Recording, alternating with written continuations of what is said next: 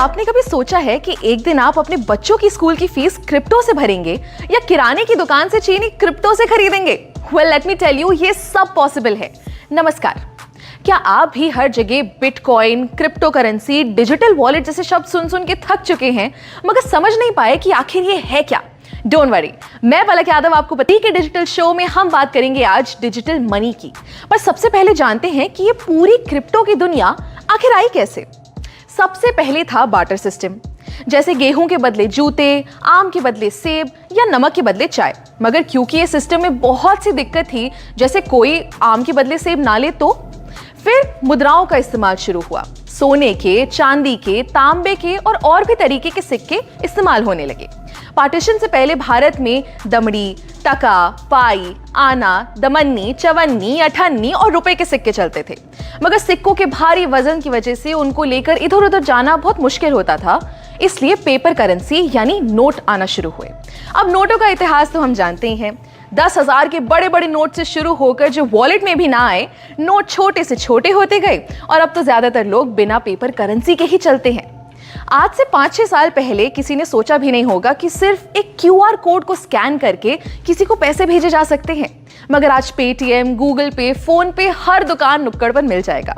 ऐसे ही मैं आपसे कहूं कि डिजिटल करेंसी की दुनिया दूर नहीं है तो शायद आप भी विश्वास नहीं करेंगे, मगर 2009 से ही ये पूरी दुनिया शुरू हो चुकी है।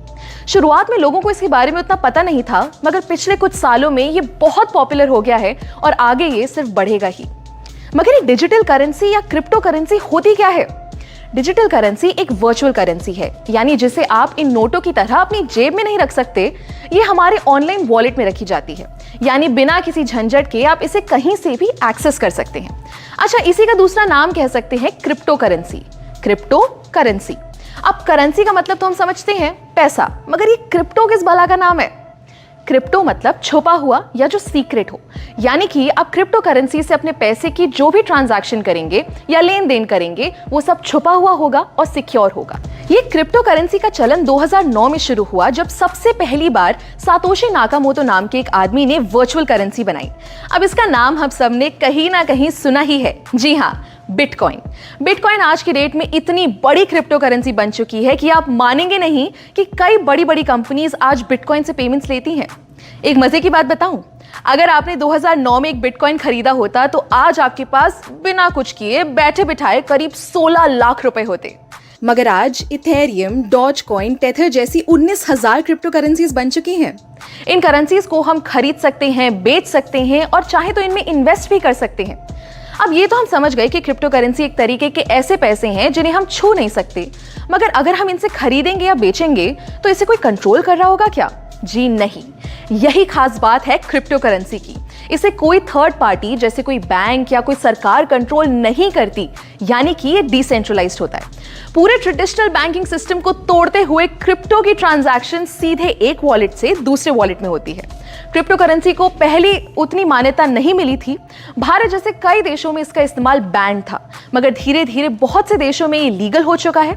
मार्च 2020 में भी इंडिया ने क्रिप्टो करेंसी से बैन हटा दिया। यहां तक कि हमारी फाइनेंस मिनिस्टर निर्मला सीतारमण ने 2022 के बजट में डिजिटल रुपी लॉन्च करने की बात की है। जी हां, भारत की पहली डिजिटल करेंसी। RBI द्वारा लॉन्च की गई ये करेंसी रुपये के बराबर होगी और इसे फिजिकल करेंसी से एक्सचेंज किया जा सकेगा। है ना कमाल की बात? दोस्तों, क्रिप्टो की ये दुनिया जितनी बड़ी है उतनी ही इंटरेस्टिंग भी है, तो इनके बारे में हम जितना जाने उतना कम रहेगा। अगली वीडियो में हम आपको बताएंगे क्रिप्टो से जुड़े एक बहुत अहम चीज के